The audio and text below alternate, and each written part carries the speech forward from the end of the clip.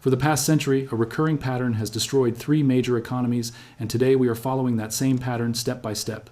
In 1923, Weimar Germany watched its currency collapse so violently that a loaf of bread cost 200 billion marks. Workers were paid twice a day, and life savings evaporated in a matter of weeks. In 2008, Zimbabwe repeated the sequence, printing a $100 trillion banknote that couldn't buy a bus ticket while inflation reached 89. 76 billion% annually, prices doubling every 24 hours. Then in 2018, Venezuela followed the same script, losing 99.9% of its currency's value in just 5 years and forcing millions into starvation-level conditions. 3 separate countries, 3 separate decades, 3 catastrophic collapses, and all driven by the identical choices: uncontrolled money printing, political denial, and the belief that this time would somehow be different. What should truly alarm us is that since 2020, the United States and other major central banks have printed more money than all 3 of those countries combined before their respective collapses. The Federal Reserve expanded its balance sheet from around $4 trillion to over $9 trillion, while governments worldwide created trillions more in new currency, treating money printing as a universal solution to crisis. Every hyperinflation event begins this way: a government unable or unwilling to live within its means, followed by the slow erosion of purchasing power, the disappearance of savings, and the silent destruction of the middle class.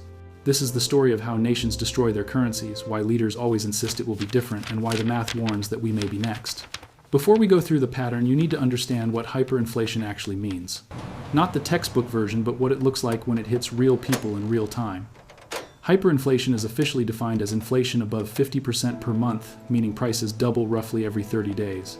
But in actual collapse scenarios, the pace becomes far more brutal. In severe cases, prices double daily, and in the final stages, they can double every hour. Imagine this: you start your job on Monday morning, your salary is deposited around 12 p.m., and by the time you leave work at 5 p.m., that money has already lost 1/3 of its purchasing power. Grocery stores raise their prices twice in a single afternoon. Gas stations update their signs every hour because waiting even 60 minutes means selling fuel at a loss. You rush to buy anything tangible: rice, eggs, soap, even paper towels, because by tomorrow those same items may cost twice as much. Your life savings, the money you worked for over 20 or 30 years, disappears in a matter of weeks. Pensions become meaningless. Insurance payouts can't buy a single meal. Bonds, once considered the safest investment, become effectively worthless. This isn't a theory. It's exactly what happened in Germany in 1923, when a loaf of bread shot from 250 marks to 200 billion marks, and when workers were paid twice a day just to survive. It happened again in Zimbabwe, where inflation hit 89.76 billion%, and again in Venezuela, where citizens lost 99.9% of their currency's value. In every case, governments insisted their situation was different, that it couldn't happen to them. Let's start with the first modern hyperinflation, because it became the template that every later collapse would follow. After World War I, Germany faced an economic disaster unlike anything it had ever seen. Under the Treaty of Versailles, the Allies demanded 132 billion gold marks in reparations, roughly 5,000 tons of gold, equivalent to about $1.4 trillion in today's money. Germany simply did not have the funds. The war had devastated industrial output, unemployment was soaring, and tax revenue had collapsed. Faced with the choice between defaulting on the payments, risking foreign occupation, or printing the money to cover them, the German government chose to print. That decision set the nation on a path toward the most infamous hyperinflation in modern economic history. At first, it didn't look catastrophic. Between 1919 and 1921, the Reichsbank expanded the money supply steadily. Prices rose, but the increases were still gradual. In 1921, the exchange rate hovered around 60 marks per U.S. dollar, a bad situation, but not a fatal one. The government repeatedly assured citizens that the inflation was temporary and necessary to rebuild the country. But by 1922, the situation spiraled.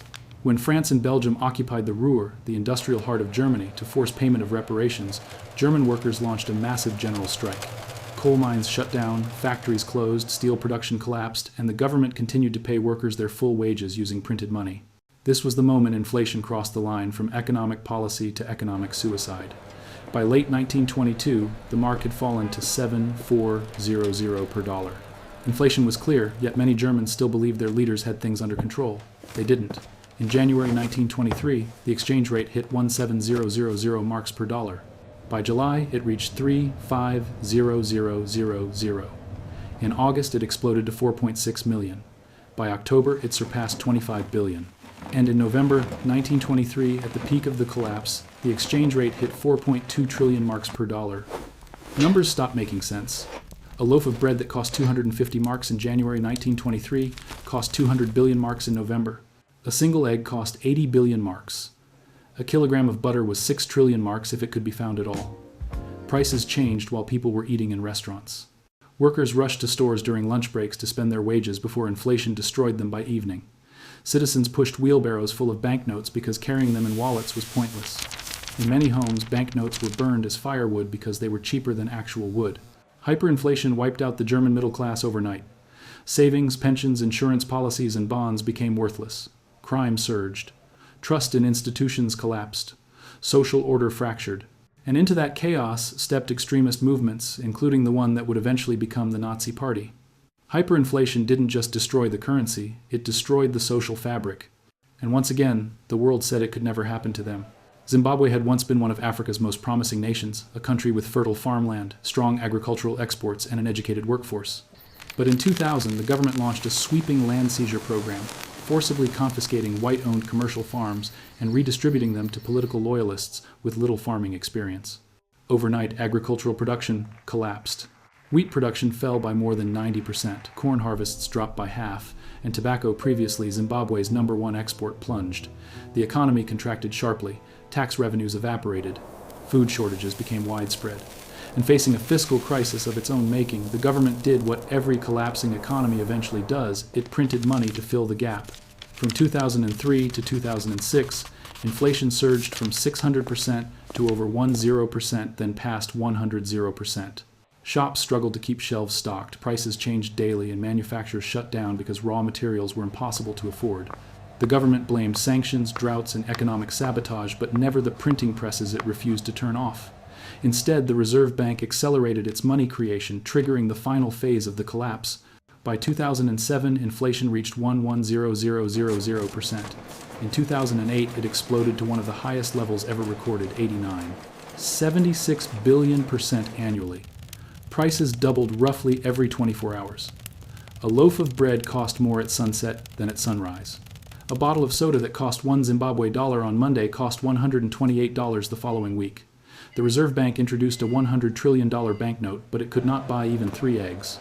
People pushed wheelbarrows of cash to markets, only to find that vendors preferred US dollars, South African rand, or simple bartering instead. The social and economic consequences were catastrophic. Zimbabwe's GDP shrank by 50%, one of the largest economic contractions in modern global history. Unemployment soared to 94%. Hospitals ran out of medicine.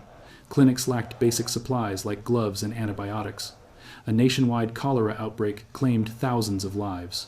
The average Zimbabwean adult lost between 20 and 24 pounds due to hunger. Families skipped meals for days. Millions fled the country looking for food, jobs, or stability. By 2009, the Zimbabwean government officially abandoned its own currency. The Zimbabwe dollar, once stronger than the U.S. dollar in the early 1980 seconds, was simply discarded. The printing presses that had been defended so fiercely were shut down without ceremony. After nearly a decade of monetary chaos, the currency that had defined Zimbabwe's economy no longer existed. The Zimbabwe dollar had ceased to exist.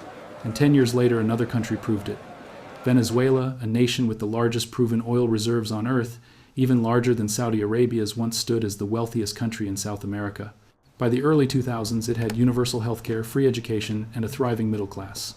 But despite its enormous oil wealth, the government began making the exact same mistakes that had destroyed other economies before it. Under Hugo Chavez and later Nicolás Maduro, public spending skyrocketed far beyond what oil revenue could support.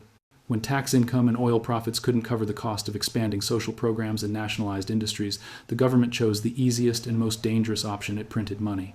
Between 2012 and 2017, Venezuela increased its money supply by an astonishing 14%. The result was predictable. By 2016, inflation hit 800%. In 2017, it surged to 600%. Then the collapse accelerated. By 2018, inflation surpassed 1.3 million%, and some estimates put the peak closer to 10 million%. Prices doubled every 15 to 20 days. A carton of eggs that cost 200 bolivares in January cost 200 million bolivares in December. Grocery stores emptied. Families dumpster dived behind restaurants for scraps. Reports emerged of zoo animals disappearing, killed for meat by starving citizens. The government's response followed the same self-destructive pattern seen in Zimbabwe: more printing, more controls, more denial. In 2018, Venezuela removed 5 zeros from the currency, rebranding it as the sovereign bolivar. It failed immediately. In 2021, they removed 6 more zeros, creating yet another new currency. That failed too. By then, most businesses and households had already abandoned the bolivar entirely in favor of US dollars. The economic collapse was historic. Venezuela's GDP fell by 75%. A contraction worse than what the United States experienced during the Great Depression, when GDP fell about 30%. Hospitals lacked running water, electricity failed daily, and basic medicines disappeared. Teachers, doctors, and engineers left their professions because their salaries could no longer buy food. Between 2015 and 2020, over 5 million Venezuelans fled the country, one of the largest mass migrations in modern history. Those who remained lost on average 20 to 24 pounds due to malnutrition. Venezuela, once South America's richest state, became a modern example of how money-printing denial and political hubris can destroy a nation faster than war. Its collapse was worse than the Great Depression. Venezuela's economy shrank by nearly 75%, a collapse so deep that the country effectively dollarized as citizens abandoned the bolivar.